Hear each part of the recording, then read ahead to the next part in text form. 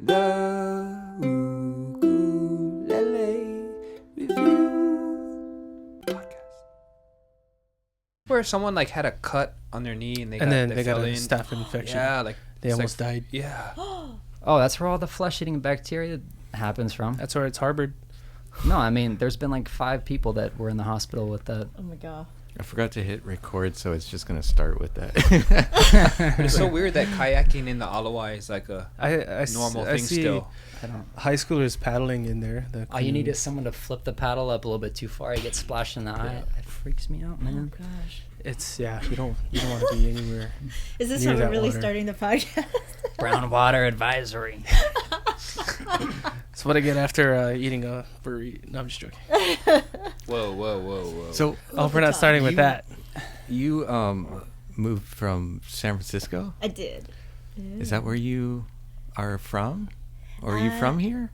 No, I'm not from here, although a lot of people think I am. I was born in Chicago, and I grew up in New Jersey, and lived in D.C., I moved back to Chicago and New York, and then moved to San Francisco before I made my way over here. So, Wow. Oh, wow. yeah, You got a favorite spot yet? hit the big cities. In the world? No, just for living wise for those 3 spots. Oh, I mean, I love San Francisco. Yeah. But, I'm digging the island life, that's for sure. Yeah. Sweet. Yeah, it's nice to be here. Do you have a Jersey accent? Can I you- put on a Jersey Yeah. accent? We go down the shore. Yeah. Can you meet me at the mall? The mall. Yeah. Parking lot. Back the car and have a gat. Yeah. That's Boston. Boss. Yeah, it's Southeast. Sorry. I'm such a newbie. I just think of the Real Wives. So, Of New Jersey. Yeah. Yeah. not that I've seen much of that, but so you've gotten quite a following on YouTube, and I mean, besides the obvious, Uh-huh. the talent that brings them. How I mean, it's just something like we started our channels around the same time, so it's like I'm looking at you like 3 times with way more subscribers. Like, how did you do that? Is it just with the lessons, or do you is there a whole marketing to it? I don't do much marketing. I mean, I don't do any kind of So it's just kind of an organic professional thing. marketing. Yeah. And I think actually for YouTube, it's pretty important to maintain the authenticity of your channel. Yeah. That's like, because people can see through that. If you're trying to just sell them something, or you're just trying to get subscribers just to get subscribers. Also, I have found, because I am teaching and also sharing my own music, that if I there have been times that I've tried to share my own music on my YouTube channel and people unsubscribe, right? But then I realized that I don't necessarily want those people on my channel. I want the people on my channel who are going to support what I want to do, and that's really important to me. So, yeah. So I think over the years, I could have just made very specific videos, or tried to just really, pitch an angle that just gets subscribers. Yeah, to cater to a certain group of people and Right, stuff. For instance, people keep asking me to make a Stairway to Heaven tutorial part 3. Of course, I want to make it, but I have a lot of other things on my plate, but you could just keep doing the things that people are asking you to do, and then you find out very quickly it's impossible to make everyone happy, and then you just drive yourself crazy. Yeah. So I've really, We're not gonna take. in the past couple of years, and it's a big part of why I moved to Hawaii, I really wanted to kind of streamline and focus on what I wanted to do, and then figure out, I don't know, I guess my whole ecosystem of how I still deliver to my fans stuff that I want to make, but stuff that they want to take part in as well. Yeah, because if you lose the enjoyment of doing it, Yeah. that's probably half the reason people connect with you, is because you are obviously happy and excited doing what you do. Right. You burn out, or you're just catering to everybody. Yeah. To try and if you're trying to just grab people, Right. then And YouTube burnout is a thing, you know? Like, people have talked about that a lot. That, like, it's easy to get into a cycle of, like, wow, people are liking what I do. And then they ask you for 8 other things. And then you're like, I can't do this anymore. I'm going to die, Yeah. you know? So, for smaller people like us, or I mean for smaller channels like us, like we're doing the editing and everything like that, so it's just like, it depends, you know. But I could see how for these people trying to vlog every day, I'm like, holy crap, that's too much. That's a job in itself. yeah, you have to really enjoy doing it. That's basically what it comes down to, right? So, the people who really succeed at it are the ones who are giving it 110% because they like it. And they want it, every minute of it. Yeah. There was a certain point after which I was like, wow, like, if I have to edit another tutorial, I'm not gonna make it, you know. I'm gonna disappear into a hole and never come back. So when did you decide it was gonna you did it like full time, like every day? at What point did you make that commitment to just keep like posting like as much as you do, I guess? But how do you post systematically, or do you just kind of do it by feel? I don't, and I probably should, you know, like the professional marketers would tell you that Every Monday, Wednesday. Yeah, exactly. You know, the more you're on a schedule, the happier people are. So, you know, I heard this good piece of advice that, like, it's not up to you to decide what quality content is, right? That you make the content you want to make, and it's the audience that decides, you know, whether they like it or not, you know, whether it reaches out to them or not.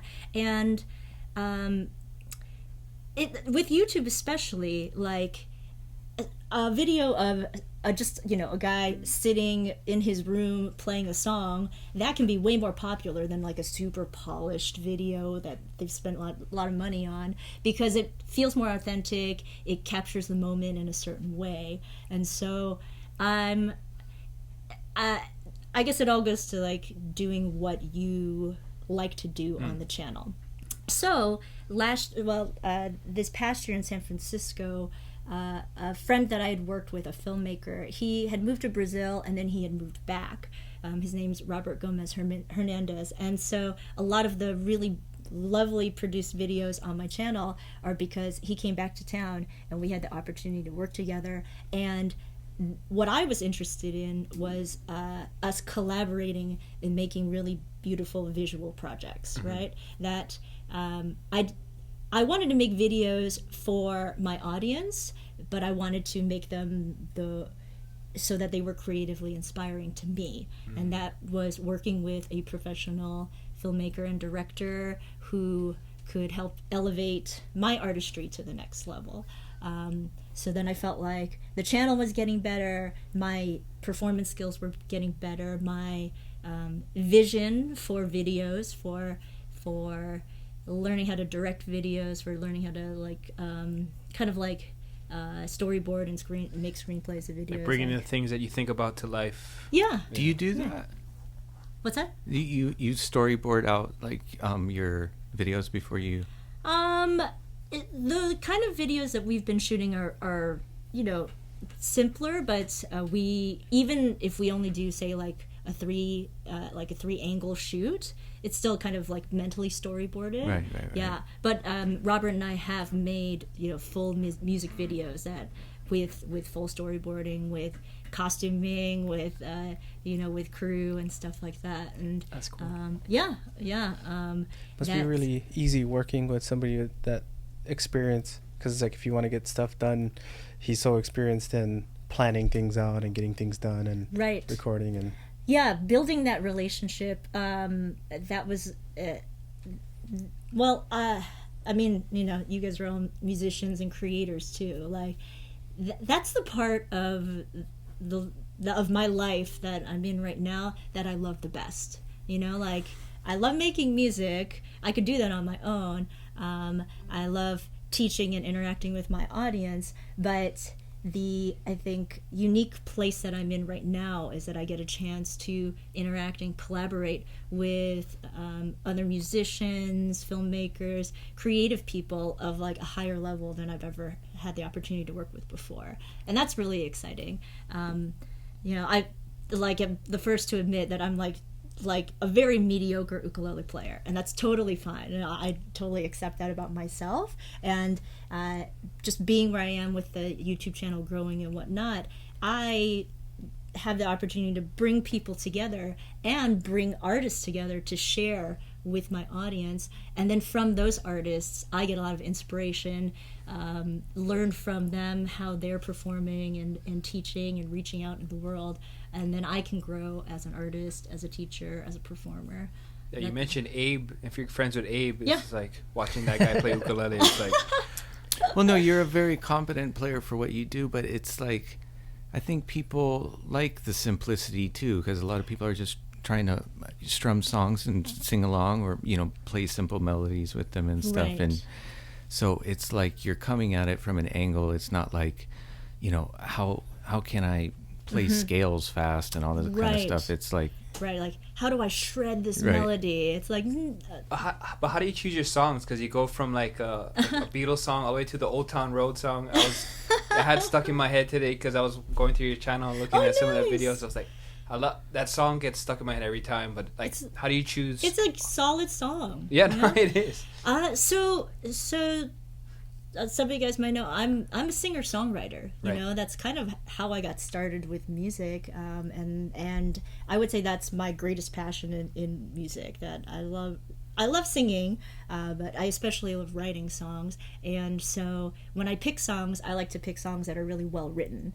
And when they're really well written, they tell a story and people remember them. And the songs that, because my channel is so international, the songs that are going to be most popular, that are going to work best, are the ones that have reached across the world. Yeah. And a lot of times, well, it's the songwriting, it's a message that's universal, and a melody that doesn't need explanation. That doesn't need language.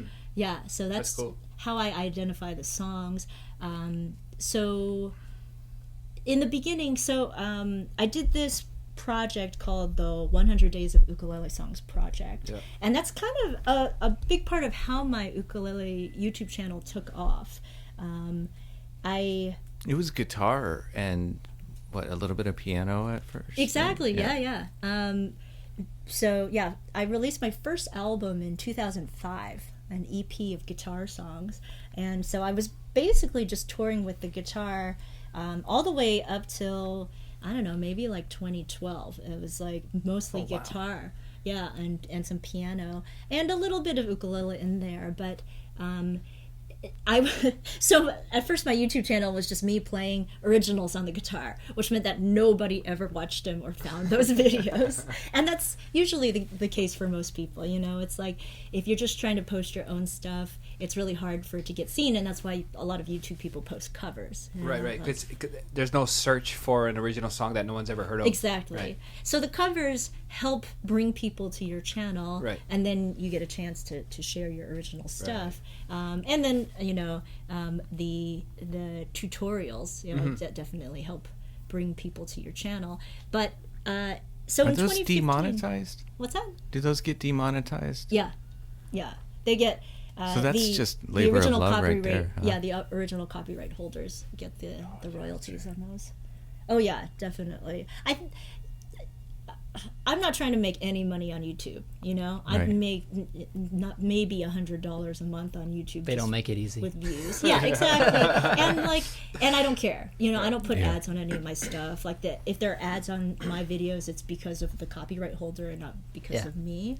And I mean, up until recently, I didn't even, I didn't even monetize ours at all. Yeah.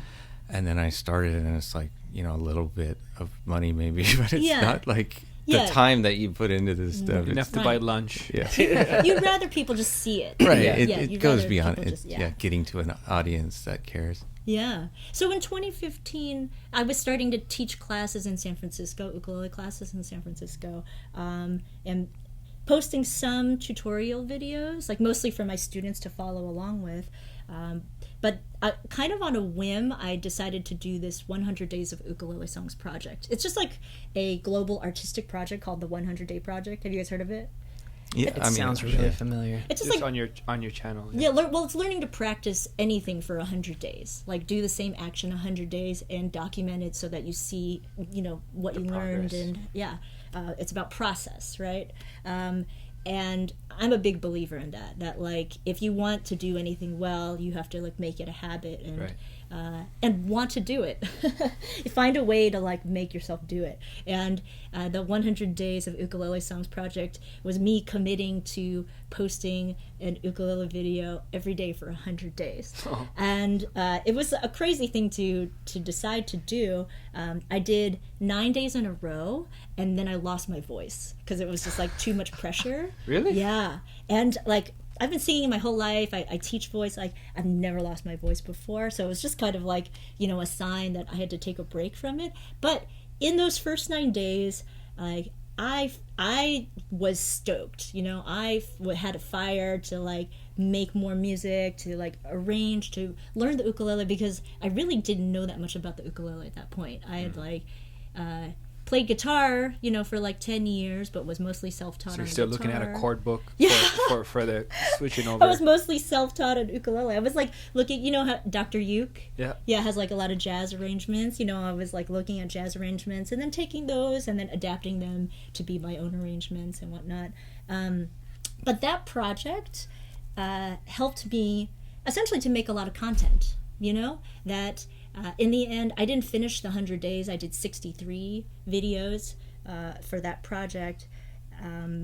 And having to do 63 ukulele videos within 100 days, it's just like you put that pressure on yourself. Like you have to pick a song. You have to just release it in whatever state it's in, and you like did the best you could do. Right? It's the pressure of it that it kind of makes it. That's probably what made you lose your voice too, right? The stress on top of trying to do it every day. Right. So after I got my voice back, like 4 weeks later, it was crazy. It was really crazy.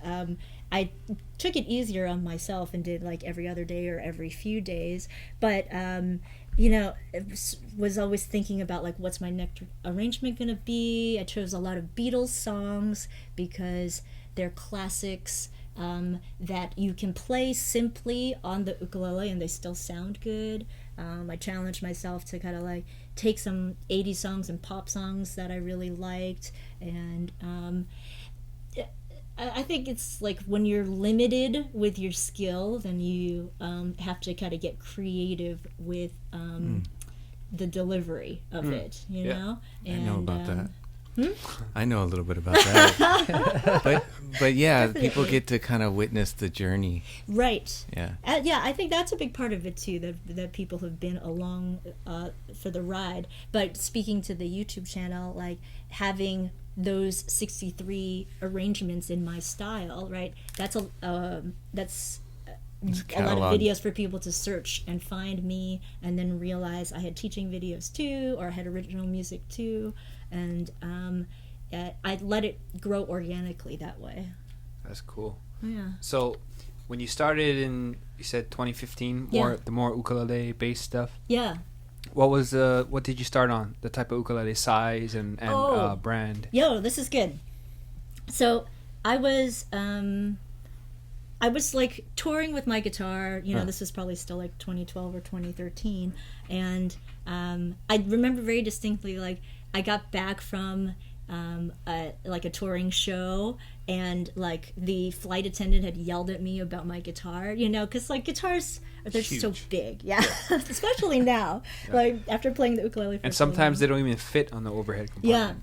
And they just, I felt like I got threatened and yelled at and stuff like that, and I was like, you know what, like I had tinkered around with an ukulele a little bit. My my kumu, I was dancing hula in Chicago. My kumu had given me like a toy ukulele to play around with, but I just decided, like, I went on Craigslist. I found a guy in the Haight who had a tenor hula brand ukulele. Do you remember those? The hula brand? Yeah. They don't even make them anymore. They were made in the same factory as Ohana at the time. Yeah. Those Soprano? were pretty good. We carried those, but this was like over 10 years ago. Yeah, right. So this was I probably bought that ukulele in like 2012 or 2013. It was a tenor laminate mahogany hula brand uke. Right. I picked it up for $100. I was like just writing playing different arrangements on it. I like played at my sister's wedding on it, that kind of thing. I like some cheap laminates. Yeah. I mean, oh yeah. Actually, I found that for my YouTube videos, I preferred using that uke because it was quieter. It actually had a pretty thin sound, but sometimes if you're only miking it up, if you're only using one mic, it like, especially with a guitar, right? The like resonance can like overpower. The boominess, yeah. So yeah, I mean, that was my ride or die. It like has a huge crack in it now, but I still love it. And then I don't know if you guys are you guys are familiar with Aloha Warehouse in San Francisco. Yeah. Edgar passed away a year or two ago. Edgar, I was lucky to meet Edgar pretty early on when I was like teaching my classes in San Francisco. He's great. And he's the one who hooked me up with that Pono. With a tenor Pono, Because you played that mahogany tenor Pono for... It was a cedar. Oh. The cedar top. Oh, okay. Yeah. That's like my Christmas album is all recorded on that tenor Pono. Nice. The cedar top. It's great for that kind of jazz sound. That. Is that the cedar rosewood or the cedar mahogany or what was it? I think cedar rosewood. Yeah. Yeah. It's a good So you went combo. from a laminate mahogany to straight to the Pono? Yeah. Oh, wow. Yeah. It's a massive upgrade. Huh? It's a massive upgrade. Yes. Yeah. I mean, he was like, I have this, and he had a consignment, so it was a lot cheaper. But it was one of those things that, like, I think he wanted to help me, and knew that, like, I needed an upgrade. And this was all still high G stuff? Yeah. So yeah. did you even know about low G at the time? Because wasn't guitar player, you would, low G is much easier coming from guitar, just because it's it more is, friendly. but it's also I think it's hard to get used to the low G. I think it's not a direct translation from guitar. Yeah, there's a lot But of just stuff you having have to figure out. that bass on the top is so much more just linear, like guitar. Yeah. Because having the high G, I've always felt like coming from guitar, I was like, what do I do with this high G on the top? I would say it's only in like the last couple of years that I've really the low G. hooked into the low G. Yeah, but yeah, say like my Christmas album, whatever, that's all high G. Just and when I was learning jazz chords, I learned them all in high G, and it's like really hard to translate them back to low G. Yeah. Interesting. Yeah. Uh-huh. I feel like the high G really works well with the strumming and singing. High G does? Or high G. Yeah. Yeah. But, I guess you've gone to low G now. Yeah. Especially now that I'm trying to write more on the ukulele, like low G gives you more to work with. Yeah. Definitely. As far as chord voicings and stuff. Yeah. And my guitar style was always more of that kind of like solo jazz guitar style where you have the moving bass line. Yeah. So I'm trying to do that with, as much as I can with this. It's cool if you can do it. It's a hard thing to execute, but yeah. I mean, it's You possible. have a kind of It sounds great. limited range with it, but you make it work, yeah. So Can you play one of your originals? Thank you. I would love to. So this is a new single that I just released this summer. Yeah? We good? Okay. This is called Aquamarine, and I actually wrote this song a couple years back when I was just visiting Hawaii, and we stayed in Kailua, and I love Kailua Beach. It's my favorite place on earth, and just you know, the beautiful sand, looking out at the water. And I mean, I think at that time I already knew that I wanted to be here, but I think I was just there's like a big mermaid like craze, and I was just feeling like, well, you know, like maybe that's what I'm meant to be. Okay, so this is Aquamarine.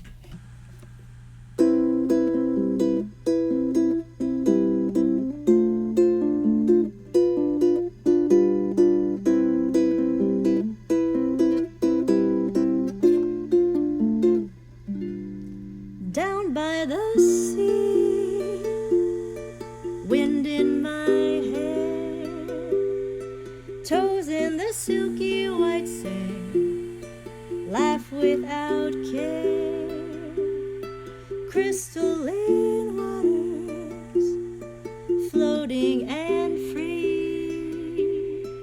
Finally I'm where I belong, my home is the sea.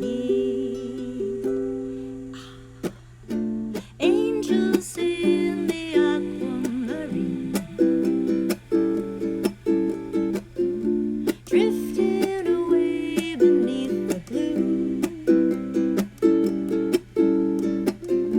turquoise and teal.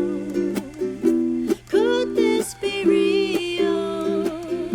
Dreaming a dream in the aquamarine.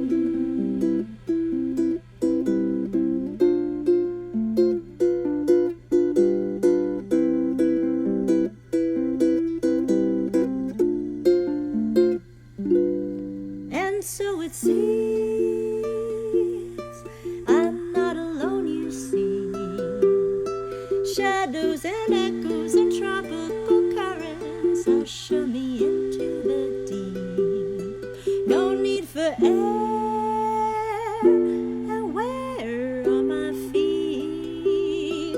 Finally I'm where I belong, my home is the sea. Angels in the aquamarine, drifting away beneath the blue, turquoise and teal. Could this be real? Dreaming a dream in the aquamarine. Aquamarine, down by the sea. Whoa, whoa, whoa, whoa, whoa, whoa. Ba, ba, bwee, ba, ba, ba. Ba, ba, bwee, ba, ba, ba. Ba, da, da, da, da.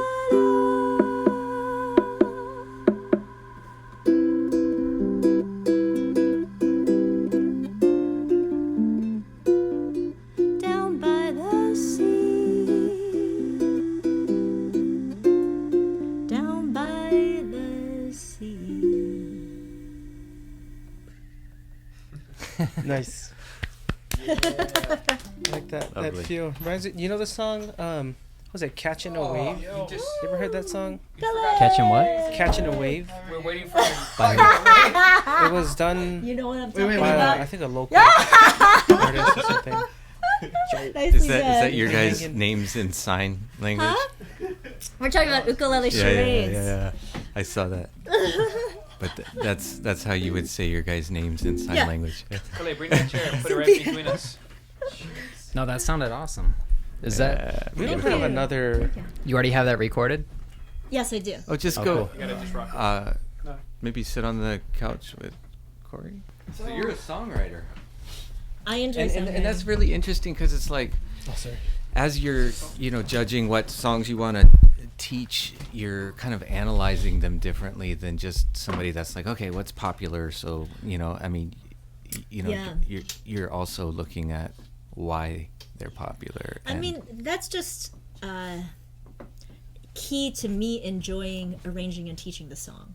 You know, if I can help like illuminate why it's a good song, then I get excited about that. You know. You know whose channel I really love? The guy Rick Beto. Oh, Have you ever seen his? What do you know? What his channel is called? I don't know. He just analyzes songs. Oh. You know, well, he does a lot of stuff, but you know, It sounds familiar. he'll go into depth and he'll isolate the tracks and talk about Is why. that the guy that wears the beanie and he's like super well spoken, and he is maybe we're not talking about the same person. No, he's. I love song analysis. For sure, totally. For sure. I don't know if we were recording when you talked about it before, but when you mentioned like when you put your originals up, some people didn't like it, but you kind of were okay with that. It's well, it's something I've noticed with YouTube is that like the more of a niche you have, the more people don't like stuff outside of your niche. Yeah. And I think you just have to be okay with that. Check 1 2. You know? And I mean, that, you know, you guys know, like the bigger an audience you have, the more people have opinions about what your channel should be or shouldn't be. It's always funny to me, like you have a channel and then they come to it and they subscribe because they like it. Yeah. And then you put something out that's like, because to an extent they like you, but then you put something out that's like your own creation and then someone's turned off by that. It's like, why? Really? Yeah. Like enough that you would leave, but okay. That must have been rare. That's the kind of person that, like you said, like maybe. Although okay. some people, when we started doing these long form conversations like this, because we had just always uploaded songs, we're kind of like, oh, this is like. So what do you expect me to just like listen to? Shout all out this? to the guy that Like, doesn't know how to no. spell waste. Hey, Don't make him feel bad. It's okay. You know how many words I use in emails every day, and I still use a spell check. Perfect time to promote Grammarly. I use it. I do it too. Yeah, it saves First, me I a have to lot. segue to my ukulele site shirt. that's Oh, and it's the Oh, Kaka'ako location. Whoop I whoop. love it. Reppin'. Yeah, I wear it all the time. It's actually dirty right now because I've been wearing it so much, but I had to wear it today anyway. Thank you so much. Then we'll give you another one. Hey, you have a tied ukulele as well, right? I do. I guess we should mention that you're playing a Romero Creations. Yes. One of the what do they call this concert? SC concert. Yeah. So it's got the It's part of the Tiny Tenor series. body Yes. or lower Soprano bowel. length, concert scale length, Yeah. Soprano length, concert scale length. and then the tenor's body is supposed to be the same size as a tenor body. The tiny tenor. Yeah. Yeah. This. Oh, the concert. Yeah, this is the concert version. And that's the and it's koa. acacia. Oh, koa. Yeah. Wow. Yeah. It's I'm a super fan. warm, huh? Yeah. That sound. Well, it's interesting for me as primarily a singer to find an ukulele because a lot of ukuleles are prized for their brightness, and it doesn't work well with my voice. You know, it's like it overpowers my voice sometimes when I pick up very expensive, say spruce tops. You know, that they're so bright. You know, like if you're playing a ripping melody, then like it makes sense. But if I'm trying to sing over it, it's competing. It's like when you look at an EQ spectrum, if it's like right in the same, if it's in the same Nothing spot. on the bottom. It's all on the top. Yeah. Yeah. Do you have a lot of ukes? I have more than I should probably. That is I'm the sure answer. everybody feels like that, right? So here's the Good for our thing. customers. Before I moved from San Francisco, I had something like 17 ukes, and I only moved here with 3. Oh, So Made I- space. down. Yeah, so I and I have such a hard time selling ukes.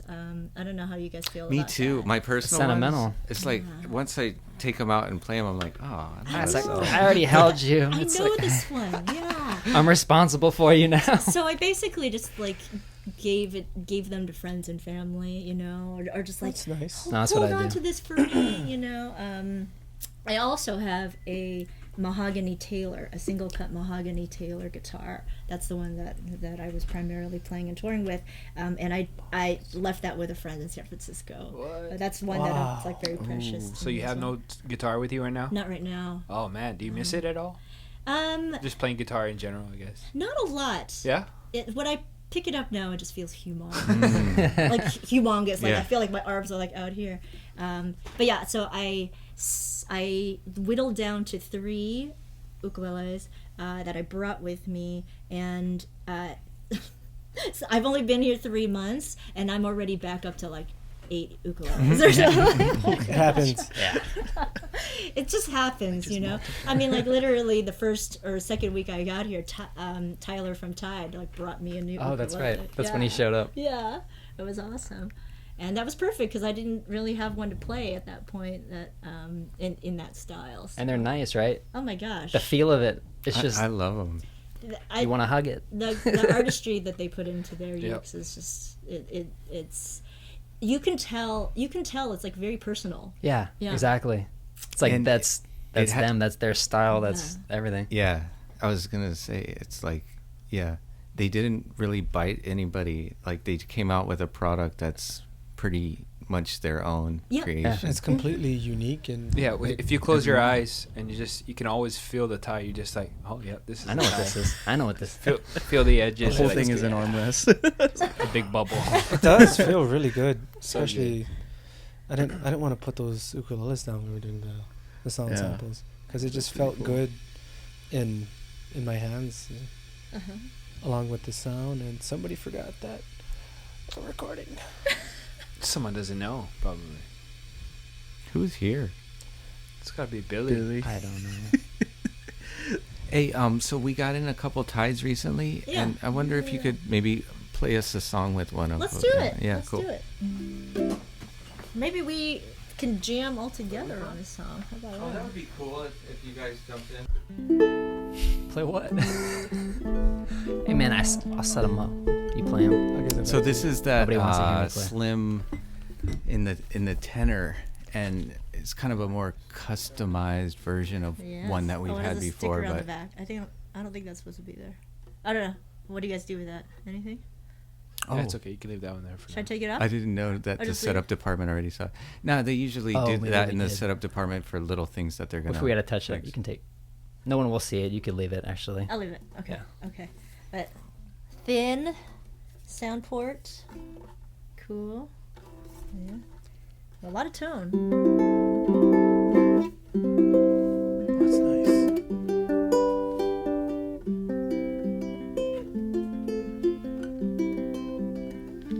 What's the one that you got from them? What is that? It is a concert mahogany with a cutaway. Yeah. And slotted neck. Yeah. That's what I asked for. Do you prefer the concert size these days? I guess so, right? These days I do. Yeah, I started. Well, I moved It's funny to play. you're getting you started with guitar and Yeah. it's getting smaller. Right. The tenor. I went to the tenor because I used to play guitar Soprano and it next felt year. more comfortable. Well, actually, you know, there's a vintage ukulele seller. Is that Sean? Sean. Ukulele friend? Oh, maybe not. No, I forget his name. But he basically came up to me at a festival and was like, you know, your style would work really well with, like, you know, a vintage soprano Martin. And I was like, really?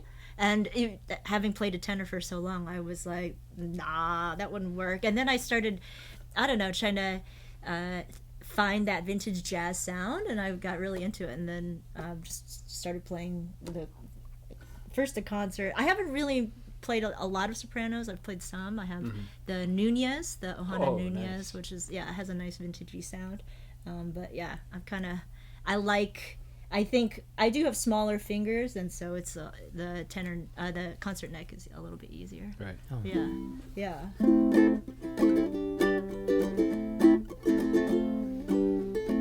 Can we jam this one? Yeah. We just switch in between. Cynthia, is it just Cynthia Lin on YouTube? Yeah. So she's got a really wonderful layout for her videos where you get like the tabs or the chord charts alongside while you're playing it. So if you guys, I suspect that most of the people that are subscribers here are also subscribers already, but for those that aren't, go subscribe and learn It's some Cynthia of. Lin Music, okay. youtube.com/Cynthia Lin. But you know, if you go to YouTube and you look up ukulele, you'll find me. Just the same, you'll find all these guys. So if you guys sit on the couch there and put your mics on your. Oh yeah, okay. use.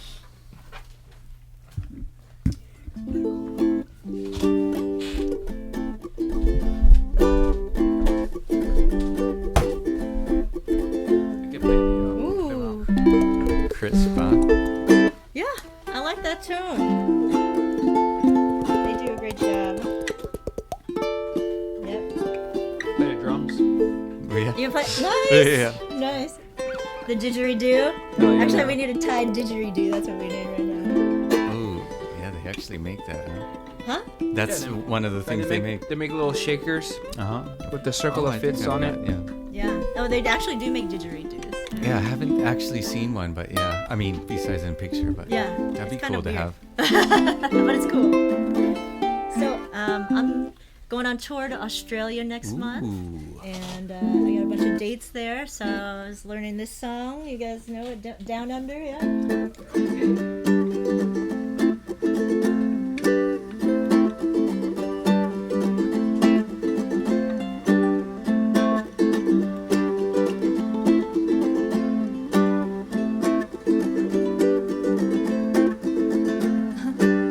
Traveling in a fried out combi on a hippie trailhead full of zombies. I met a strange lady, she made me nervous. She took me in and gave me breakfast. And she said, do you come from a land down under, where women glow and men plunder? Can't you hear the thunder? You better run, you better take cover.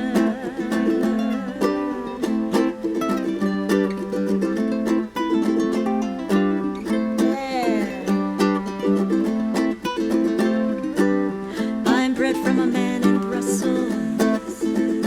He was 6'4" and full of muscles. Said, can you speak of my language? And he just smiled and gave me a Vegemite sandwich. And he said, I come from a land down under, where beer does flow and men shunder. You guys know what shunder means? Can you hear the thunder? You better run, you better take cover. You guys want to take one?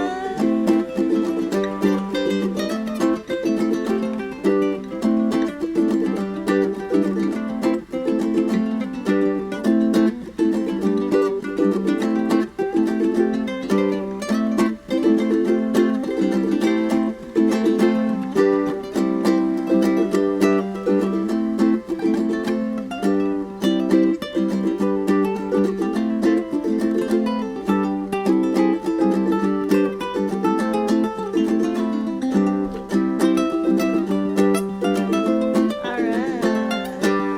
Lying in a den in Bombay. Slack darling, not to Tuesday. I said, are you trying to tempt me? There we go. Cause I come from the land of plenty. And he said, I come from a land down under, where women glow and men plunder. Can't you hear the thunder? You better run, you better take cover. Last word. You better run, you better take cover. Last word. You better run, you better take cover. I love that song. You saw him live, right? Well, Colin Hay solo. Yeah, when he was here. Men at Work, Yeah. right? But Colin Hay did a solo show here at the. Oh, nice. Yeah, that was he's great. Yeah, Yeah. yeah. A lot of songwriter stuff. Oh man, yeah, gosh, yeah. he's so good. Yeah. And he was on tour at Ringo Starr. Like that was his last thing he Oh was my doing. I gosh. forgot what it was for, but Cool. yeah, he was awesome. Nice. Where'd you see him in the venue? It was at the Art Academy. Okay. Yeah, so it was Cool. a real intimate show, but Okay. you know it's always amazing when one guy with one guitar can just capture an audience. Yeah. You know, he didn't need gimmicks, he didn't need, anything crazy. It was just him, his guitar, telling stories, Right. And singing, Songwriting. those songs. Yeah. It's so good. Cool. Yeah. I'm still getting hooked into the local scene and like knowing where to go see shows and stuff yeah, like yeah. that. I hear there's a band playing tonight at Downbeat Diner. Yeah, some Rowdy kids. psychedelic rock kids. I heard they're pretty spooky. Yeah, I heard they're all right. Yeah. Dirty chair. What are they No, they're called? awesome. No, lazy sofa or spooky couch or something. Spooky. Oh, spooky couch. Yeah. Spooky You're Scary couch. sofa. Oh, You're dirty so sofa. humble. Scary sofa. People here are so humble, you know. I feel like the musicians in Hawaii are just like, they're all like such Funny. high level musicians and all like very humble about their ability. I feel like they're a bunch of comedians, you know. that too. Yeah. That too. Humble brags. And then they all love food. Looks at Uncle Brian. Yeah, when I first saw Del Beasley, I thought he was first a comedian. He could be a stand-up. And then he started playing music. I was like, whoa, this guy is Yeah. I mean, I do think it's a local thing that like that the more jokes you have, you know, it's like it's part of the act, right? Like you can play music, but if you don't got jokes, Yeah, that's like- why. That's You why just my need a solo sense of shows are so humor. awkward. What do I say in between a song? Here's the next one. I got jokes, they're just not funny. That was funny. At least you have shows. that's I don't. Thank you so much for coming down and doing Oh, this. thank And you we got for to having get to me. know you better, and Yeah. our listeners got to know you a little bit because you have so much teaching material online and stuff, but not a lot of like this sort of long form conversations, you know. So, Yeah. but anything you want to promote? I mean, you're going to Australia those dates or? Yeah, I mean, you know, people can check online for those dates. I'll be there in September. I have a couple of local events coming up. I'm teaching at the Ukulele Club of Hawaii on Tuesday. I don't know when this podcast is going up, but I'll Before be there. then. 3 a.m. tonight. I'll be their guest instructor this Tuesday. You know how they host it? Kanalea helps host the Ukulele awesome. Club of Hawaii at the Windward Mall. Oh, nice. Oh yeah, that's Kaneohe. right. That's, Yeah. I didn't know what it was called. 'Cause Yeah. I usually see that stuff on Facebook. Yeah. On It- Tuesday, what time? I think it's 5:30 to 7. Oh, cool. Yeah, Right at the after Windward work. Mall, and it's free. And yeah, and I'll teach White Sandy Beach. Nice. Nice classic. And then on the 8th, which is next Sunday, not this Sunday, but next Sunday, I'm starting a Strum Along series at the Whole Foods in Ward Village. You Oh, guys no been way. there? Yeah, it's so nice. It's so nice. 3 stories. Oh man. it's And crazy. upstairs, living there. they have a Love that nice place. restaurant and bar where they have live music. And so I talked to the Whole Foods, and we're just going to do like a Perfect. free community strum along there. It sounds surprisingly good in there. It's so good that, I feel like there needs to be more stuff here like that, because it's like on the mainland and everybody's got ukes and plays here, but it's the organizing of it doesn't really happen in the same way. It's interesting the difference between learning and being an ukulele player here versus on the mainland or in Australia. I found like there's a lot of organization in Australia. Like within Melbourne, there's like, I don't know, 20, 30 different ukulele clubs within one city. It's crazy. And then, a lot of local people, when I was teaching on YouTube and then just coming here to visit, a lot of local people would recognize me and want to like come to my jams if I did a jam here in Hawaii, because there weren't that many available here. Right. Yeah. And I've also discovered coming here that like there's not a lot of formal teaching, and part of it is because there's, I think, a cultural expectation for you to like kind of listen and learn, which I think is also a good thing, that like I've found that a lot of my students are like, tell me what to play, right? Like, what is the strum? Is it down, up, down, down, down? And then they feel paralyzed if they don't have something specific, whereas the local vibe is more like, well, just listen, feel the rhythm of it, and you'll pick it up, So coming here now, I try to encourage that with my students online. Don't get so locked into one type of playing. That the more you listen, the more you can just understand rhythm and kind of like integrate it, internalize it for yourself. Yeah, but yeah, it's weird how the scene here is just a little bit on your own. No. Yep. Yeah.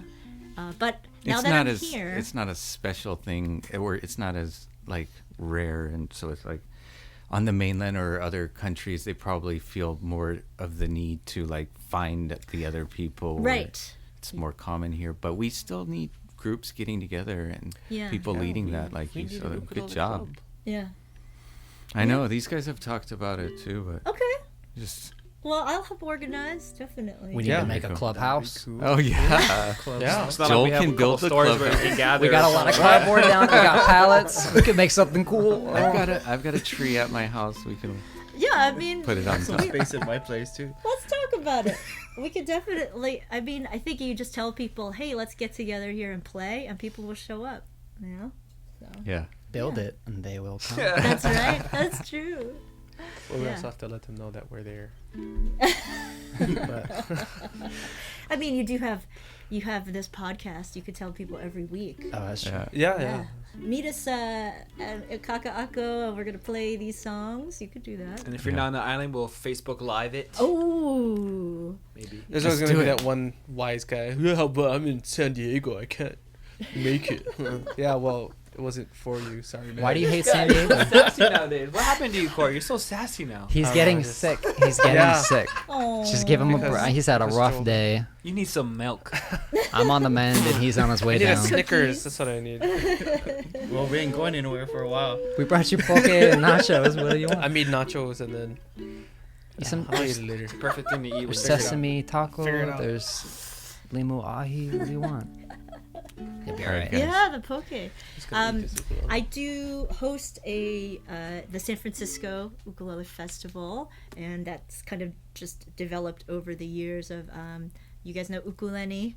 He and Oh, I lead the SF Uke Jam community, the San Francisco Bay Area ukulele community, and the festival just was kind of born out of that.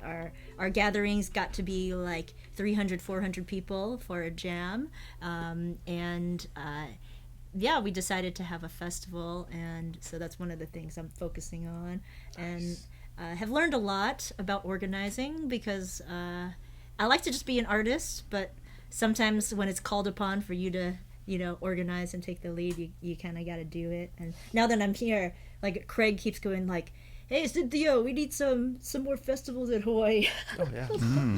We'll see. I have to get settled in first. And then I also have an online subscriber community on Patreon.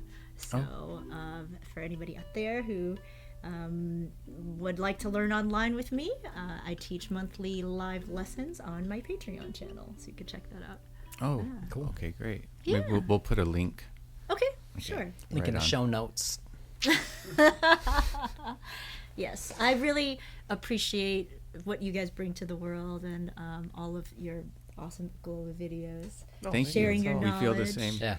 for what you're doing. Yeah. And the beautiful instruments that you create and propagate all over the world. Thank you so much. Yeah. It's been awesome to see the behind the scenes too. Oh yeah. Oh yeah. Yeah. It's just poke it. All the shenanigans. There's not Little that much messy. drama. Yeah. All right. Cool. Is that a wrap? See you guys next time. Right on. You gotta That go. was perfect. Thank you.